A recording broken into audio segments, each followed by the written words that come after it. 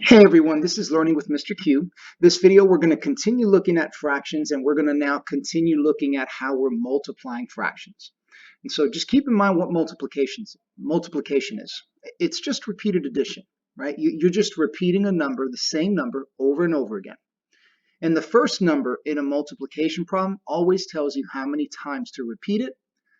The second number in a multiplication problem is the number you're repeating, right? So if I give you an example here, if we do 5 times 3, well, we're going to repeat the second number, that's 3, and we're going to repeat it 5 times. So if I just write the number 3, and I need to make sure I repeat it 5 times, so you can see I have 5 groups of 3, which equals 15. And when we're multiplying fractions, it's the same idea. You're just going to repeat a fraction over and over again, and the number in front of it, in front of the multiplication symbol, is how many times you're going to repeat it. So let's go ahead and try that. So here we have 3, 6. So let's just say 3, 6 is the answer, right? And so for me to get 3, 6, well, what I want to do is repeat that number just one time. I have one group with 3, 6 in it. That's how we get 3, 6. Now, if I want to get the second multiple of 3, 6, well, I want to repeat it 2 times. So 2 times 3, 6. So I'm going to repeat the 3, 6 2 times. So you can see 2 circles, 2 groups with 3, 6. Well, that would be 6, 6. And if I want to get the third multiple, I'm going to now create another group with the same fraction in it, right? So 3 times 3, 6 is 9, 6.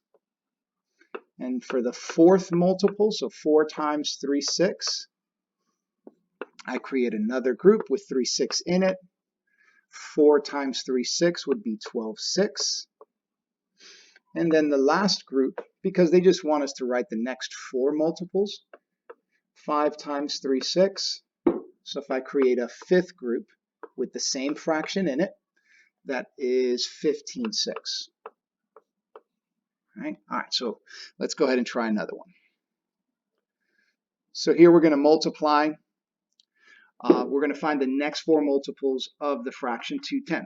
So 2/10 is the first multiple, and how we got 2/10 is because we multiplied it times 1, right? Any number times 1 equals the same number, right? That's the identity property of multiplication. So I have one group with 2/10. And if I want to create a second group, so my second multiple of 2/10, so I have 2 circles now with the same fraction in it, well, that's 4/10.